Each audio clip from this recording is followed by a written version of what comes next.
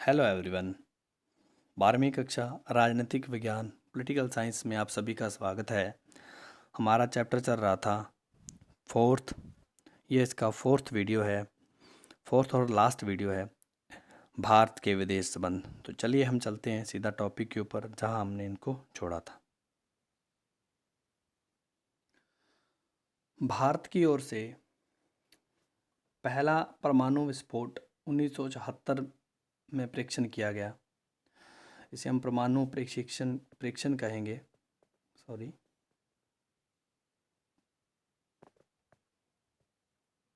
इसे हम भारत का पहला परमाणु विस्फोट या परमाणु परीक्षण कहेंगे, जो 1974 में किया गया। ये आपका 1 नंबर का क्वेश्चन आ सकता है। तो भारत के जो पहले प्रधानमंत्री थे नेहरू, तो वो भी विज्ञान और प्रौद्योगिकी में अपना विश्वास जताते थे और औद्योगिकरण में भिन्न प्रकार के परमाणु कार्यक्रम के ऊपर वो भी काम करना चाहते थे। 1940 में भारत ने इस दौड़ में काफ़ी सहयोग किया। भारत की ओर से डॉक्टर होमी जहांगीर भाभा, ये इन्होंने जो है परमाणु आणविक ऊर्जा के ऊपर काम किया। और भारत जो है हमेशा ही शांतिपूर्ण उद्देश्यों के लिए अणु ऊर्जा का इस्तेमाल करना चाहता है। नेहरू जो परमाणु हथियारों के तौर पर इनका अगर इस्तेमाल किया जाए तो उनके काफ़ी विरोध में थे।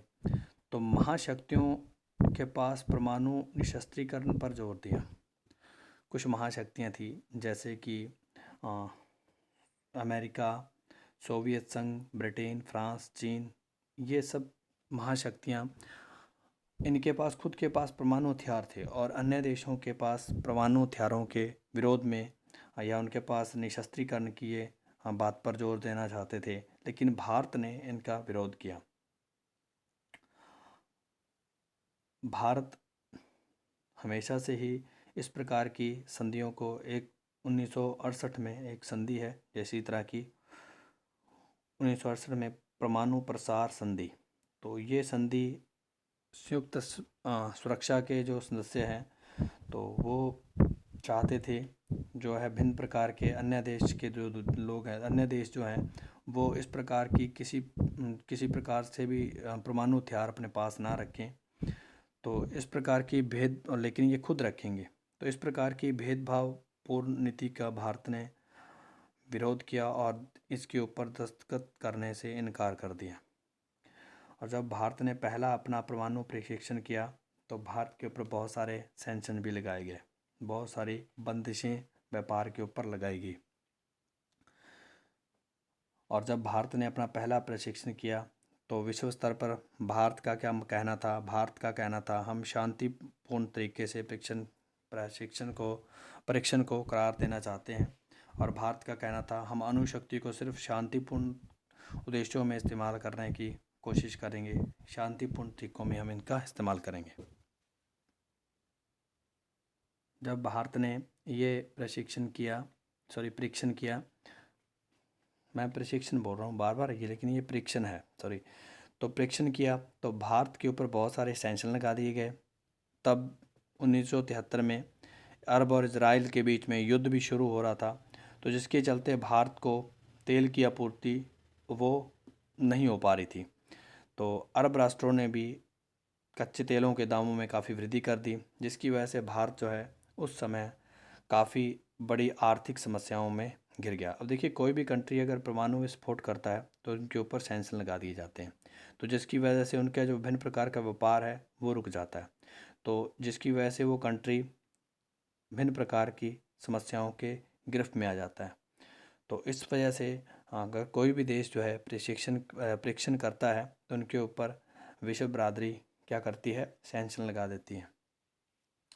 और इसी तरह ही भारत में भी भिन्न भिन्न प्रकार की आर्थिक समस्याएं वो पैदा हो जाती हैं। भारत में मुद्रास्फीति जो है वो बहुत ज़्यादा बढ़ जाती है, तो जिसके चलते कई जगहों पे भारत में भिन्न प्रकार के आंदोलन और देशव्यापी रेल हड़ताल भी हुई।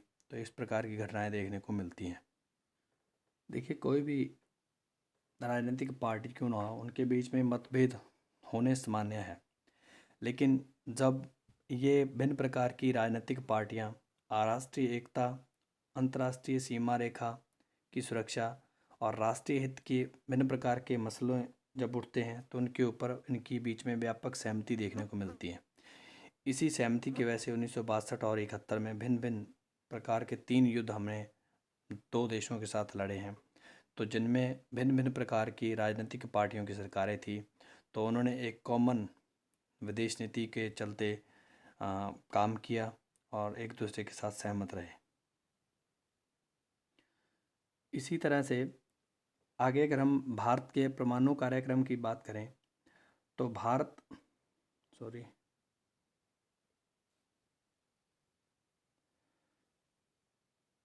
कर लेते हैं इसको।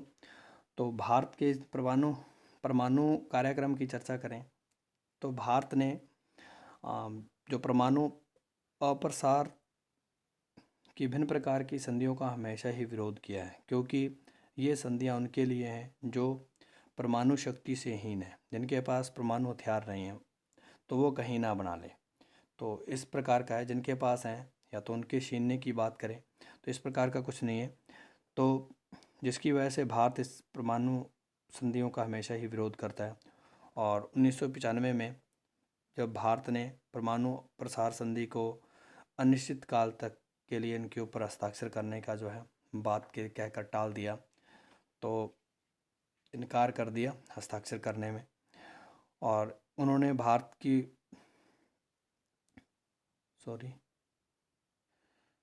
तो हम कहाँ पर थे, तो भारत ने भी इनके ऊपर इनकार करना कर दिया भिन्न प्रकार की संधियों को लेकर जो परमाणु प्रसार को बढ़ावा दे रही थी। इस तरीके से अगर हम बात करें तो भारत ने CBT एक ट्रीटी है, कॉम्प्रहेंसिव टेस्ट बैन ट्रीटी, तो ये परमाणु प्रशिक्षण प्रतिबंध संधि है, जिनके ऊपर भी हस्ताक्षर करने के लिए भारत ने इनकार कर दिया। और 1998 में मई का महीना था, तब परमाणु परीक्षण जो है भारत की ओर से किया गया और ये एक तरह का सफल परीक्षण था। और जो पहला परीक्षण हुआ था 1974 में वो पूरी तरह से सफल नहीं था, लेकिन ये एक सफल परीक्षण था जो 1998 में हो गया। तो ये परीक्षण होने के बाद भारत अपने सैन्य उद्देश्यों के लिए आणविक शक्ति को इस्तेमाल में लाने की क्षमता भारत में विकसित होगी। इसके तुरंत बाद पाकिस्तान ने भी परमाणु परीक्षण किया और इनके बाद दोनों ही देशों में परमाणु युद्ध की भी आशंका को बल मिला। तो अंतर्राष्ट्रीय स्तर पर विश्व के भिन्न देश भारत और पाकिस्तान दोनों के ही इस प्रकार के परीक्षण के विरोध में थे। तो भारत ने बहुत ही सावधानी से एक जिम्मेवारी लेते हुए बयान दिया कि हम पहले कभी भी इसका इस्तेमाल नहीं करेंगे। नो फर्स्ट यूज़ की बात कहकर जो है विश्व बरादरी की आशंका को दूर करने का काम किया। भारत की प्रामाणिक नीति यह भी बात दोहराई गई कि भारत विश्व के स्तर पर लागू भेदभावहीन परमाणु निशस्त्रीकरण के प्रति वचनबद्ध है, ताकि परमाणु हथियारों से मुक्त विश्व की रचना हो। अब भारत चाहता है ये परमाणु हथियार किसी के पास ना हो, और इस तरह से ये भारत की एक विदेश पॉलिसी है जो परमाणु को लेकर है। अब देखिए, विश्व राजनीति के बदलते समीकरण, जैसे जैसे समय बीतता है तो देश की जो आंतरिक सरकारों की या पार्टियों की व्यवस्था होती है, उनके और दो देशों के बीच में भिन्न प्रकार के राजनीतिक संबंध जो हैं उनमें कई प्रकार के बदलाव देखने को मिलते हैं और अपने अपने हितों को ध्यान में रखते हुए ये सब बातें घटित होती हैं। और एक देश आज किसी के नज़दीक है तो दूसरा देश थोड़े समय के बाद किसी के नज़दीक है, लेकिन ये सिनेरियो कुछ समय के बाद विश्व स्तर पर घटनाओं के क्रम की वजह से बदल जाता है। जो देश पहले किसी देश के साथ अच्छे संबंध थे, समय के साथ उनके संबंधों में गिरावट आ सकती है, और किसी देश के साथ बुरे संबंध थे तो उनमें सुधार भी देखने को मिलता है। तो भारत का जैसे कि अमेरिका के साथ खट्टे संबंधों में पहले खटास आना और सोवियत संघ के नज़दीक जाना, और इसी तरह से ही भारत का इसमें न्यूट्रल रहना और धीरे धीरे अमेरिका की तरफ जो है भारत का झुकाव, ये सब बातें इन्हीं प्रकार के समीकरणों की ओर ही हमें लेके जाती है। तो चलिए हम इन क्वेश्चनों के ऊपर चर्चा करते हैं। तो हमने इसमें पहला क्वेश्चन है, इसमें सही और गलत के ऊपर निशान लगाना है। गुटनिरपेक्ष की नीति अपनाने के कारण भारत सोवियत संघ और संयुक्त राज्य अमेरिका दोनों की सहायता हासिल कर सका है, तो ऐसा तो नहीं हो पाया है। अमेरिका इसमें काफ़ी अपने विचारों में स्पष्ट है, तो ये बात ठीक नहीं है। अपने पड़ोसी देशों के साथ भारत के संबंध शुरुआत में ही तनावपूर्ण रहे हैं, बिल्कुल सही बात है। आज़ादी के समय ही इस प्रकार की घटनाएं देखने को मिलती थी। शीत युद्ध का असर भारत पाक संबंधों पर भी पड़ा है, बिल्कुल पड़ा है, क्योंकि भारत ने गुटनिरपेक्षता की नीति अपनाई जबकि पाकिस्तान ने अमेरिका के साथ जाने की कोशिश की, तो जिसकी वजह से भारत को भी सोवियत संघ के नज़दीक होना पड़ा। तो ये भी बिल्कुल इनका ऊपर प्रभाव पड़ा है। 1971 की शांति और मैत्री की संधि संयुक्त राज्य अमेरिका से भारत की निकटता का परिणाम है, तो ये बिल्कुल भी नहीं है। तो उल्टा 1971 के युद्ध में संयुक्त राज्य अमेरिका ने पाकिस्तान का साथ दिया था, तो ये बिल्कुल ठीक नहीं है। आगे अगर हम बात करें नेक्स्ट क्वेश्चन के ऊपर, तो नेक्स्ट क्वेश्चन के ऊपर 1950 से 64 के दौरान भारत की विदेश नीति का लक्ष्य क्या था? तो भारत की विदेश नीति का लक्ष्य था शांतिपूर्ण सह-अस्तित्व, सॉरी ये तो नहीं है,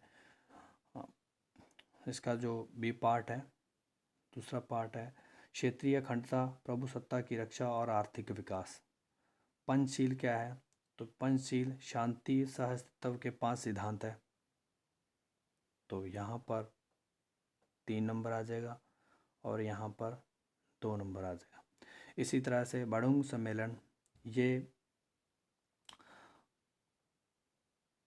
इनकी परिणति गुटनिरपेक्षता आंदोलन से हुई है, तो ये इधर जाएगा। दलाई लामा की अगर हम बात करें तो ये पहले नंबर पे आ जाएगा।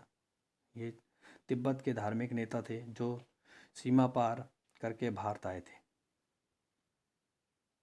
नेक्स्ट जो थर्ड क्वेश्चन है वो है नेहरू विदेश नीति के संचालन को स्वतंत्रता का एक अनिवार्य संकेतक क्यों मानते थे? क्योंकि अगर कोई विदेश नीति किसी के दबाव में बनाएगा तो वो स्वतंत्र तो कहा ही नहीं जाएगा, इसीलिए स्वतंत्र होना एक अनिवार्य संकेतक मानते थे किसी भी राष्ट्र की विदेश नीति को। आगे अगर हम बात करें फोर्थ क्वेश्चन की, विदेश नीति का निर्धारण घरेलू जरूरत और अंतर्राष्ट्रीय परिस्थितियों के दोहरे दबाव में होता है, तो बिल्कुल सही बात है ये। तो क्योंकि उनको घर की जो समस्याएं हैं, घरेलू समस्याएं हैं देश की, उनको भी ध्यान में रखना होता है और विश्व स्तर पर जो भी बदलती हुई परिस्थितियां हैं उनको भी ध्यान में रखते हुए कोई भी विदेश नीति को सुनिश्चित करना होता है। 1960 के दशक में भारत द्वारा अपनाई गई विदेश नीति के एक उदाहरण देते हुए अपने उत्तर की पुष्टि करें। 1960 के दशक की अगर हम बात करें तब भारत शांति, अपने पड़ोसियों के साथ हमने पंचशील सिद्धांत अपनाए थे, तो हम भारत की प्रभुसत्ता और विदेशों जो अन्य देश हैं उनकी प्रभुसत्ता का हम सम्मान करने की बात कर रहे थे। तो इस प्रकार का आप बात कर सकते हो इस क्वेश्चन में। अगर आपको भारत की विदेश नीति के बारे में फैसला लेने को कहा जाए तो इसकी किन 2 बातों को बदलना चाहेंगे? ठीक इसी तरह यह भी बताएं कि भारत की विदेश नीति को किन 2 पहलुओं को आप बरकरार रखना चाहेंगे। तो ये आपके ऊपर है, आप ऐसी कौन सी जो विदेश नीति भारत की ने अपनाई है उनमें क्या बदलाव करना चाहेंगे। तो कोई 2 बदलाव, ये आपको आपकी समझ के ऊपर निर्भर करते हैं, तो कोई 2 बदलाव देखिए। नेक्स्ट जो है भारत के संक्षिप्त टिप्पणी कीजिए, भारत के परमाणु नीति और विदेश नीति के मामलों पर सर्वसहमति।